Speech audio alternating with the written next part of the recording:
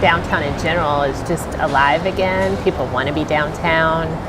You know, I ask people all the time when I speak, when was the last time you were downtown after midnight? Because our nighttime economy has just completely changed. We have so many opportunities to come out, not only to dine, but to go out and dance, go to see live music, go have a drink. So we probably have at least 50 new venues. You know, some have come and gone, but we have a lot more opportunity. What was your initial response? What were some of the things you had on your plate that you wanted to see accomplished? From an organizational standpoint, we wanted to get our name out more. Most people had no idea who we were. So I think now a lot of people do know who Downtown Lexington Corporation, or DLC, is and what we do. And also Thursday Night Live, I had come to the event for years just as a patron, and I always wanted to see it be bigger. I didn't realize how big it was going to be and what a game changer it would be, because it spills out. You know, the residual effect of Thursday Night Live for all the businesses around is definitely a benefit to the economy. And then of course the Fifth Third Bank Pavilion, the DLC Foundation was really instrumental in getting that gift from Fifth Third Bank. And I think this space has just become the gathering spot. When you think about going downtown, I hear people say, well, we'll meet at the pavilion and figure it out. Well, you know, it's kind of like when you're in another city, you don't pick a specific place.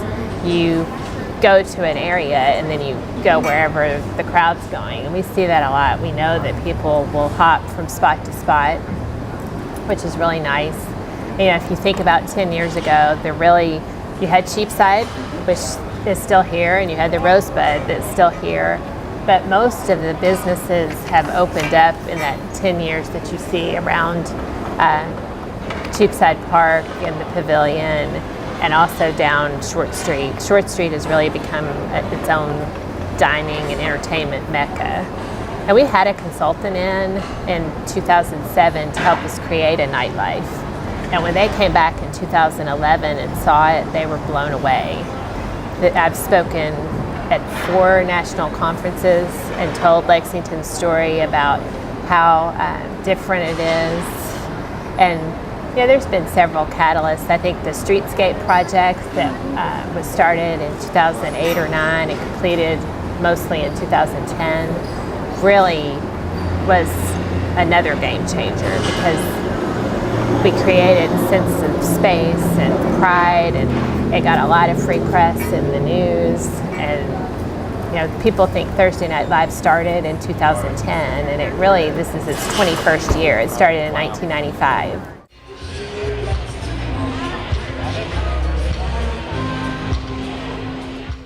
You know, you would get 200 people at Thursday Night Live, and now it is nothing to have 2,000, or sometimes we have 4,000 people down here. And I think you hear people talking about it more. And of course the event's expanded. It used to be 13 weeks, and now it's anywhere from 28 to 30 weeks. Most people in Lexington know what Thursday Night Live is, whether they've been to it or not. And I think it's a draw from outside the county. I do too.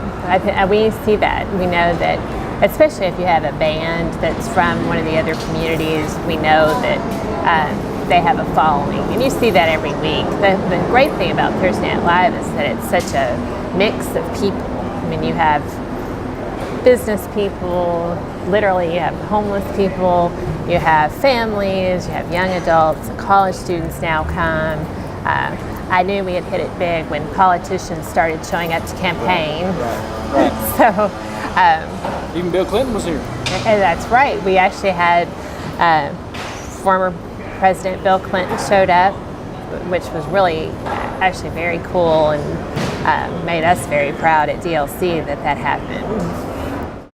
I know a lot of talk has been about the management district, and can you talk about that and how that all come about? Well, that was another initiative back when I was hired. That was something that our board wanted to see happen for downtown. And what a management district is a special tax district, and it only affects the property owners within that boundary. but they have to agree to tax themselves, and then that money can go to enhancements and improvements. It can't go to replace services. And that's the way that most cities across the country and even the world are funded. It had been tried here before and not been successful. Louisville has had their management district since the early 90s. And we finally were able to get the property owner support and the political support to make that happen. It was created in 2015, and it will actually start taking effect here in the next month or two. What would you like to see happen in the future if you're going? I want to see Town Branch Commons happen. I think that is a pivotal project for Lexington, and not just downtown Lexington. That's a regional impact project that if we get that done, which it seems like it's moving in the right direction, I've always said when I saw the first presentation that was like the moment in Greenville when they decided to create their bridge, or even in San Antonio all those years ago when they did the Riverwalk, that was kind of their aha moment, and then there was the will to get it done. But how many other cities across the country have seen those similar presentations and just let them go, thinking it's a pipe dream? And also the work on the historic courthouse, I think, is going to really, really add to downtown. It's such a beautiful, iconic building for downtown, and to have it become a hub of activity will be great. We've really been able to increase our membership. We have about 420 members now, and 10 years ago we had less than 200, or right around 200. We've also seen a real interest in the business community to want to sponsor events. We couldn't do these events without Central Bank and Fifth Third Bank and all the other sponsors that we have. I think sometimes the public thinks things just happen and they don't realize all that goes into the setup. We're out here at noon on a Thursday beginning this process. And we want the public to think it's seamless, but there is a lot to the behind the scenes that goes into an event or any type of production. Over the years, DLC has played a pretty critical role in getting some ordinances updated that really helped downtown. If you remember, prior to the World Equestrian Games, we started working on getting Sunday alcohol sales expanded, and it wasn't just for World Equestrian Games. It was really about economics.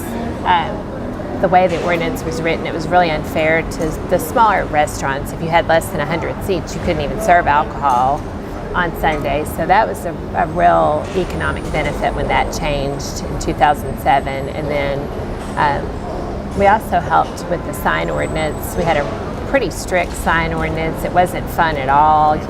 You could have an awning, but you couldn't have a sign that projected off your building. So I think getting that changed was also another really significant pro-business ordinance update that happened in the last 10 years. And another real accomplishment, I think, for the Downtown Lexington Corporation, coming back to getting that recognition that we were hoping for 10 years ago. In 2015, we were named Commerce Lexington's Small Business Nonprofit Award winner, which was a real feather in the organization's cap, I think. And it's been a real pleasure working here. It's been a tremendous learning opportunity and a great experience that I've had over the last 10 years, and really appreciate the whole community's support. Right now, Catherine Minton is the interim director, and she's been with the organization and been around downtown for a long time. So I think she understands that there's a fine line of politics and public opinion that has to be balanced. And I think she'll do a great job, and whether she's the permanent replacement or not, I think that person is definitely going to have to understand that balance.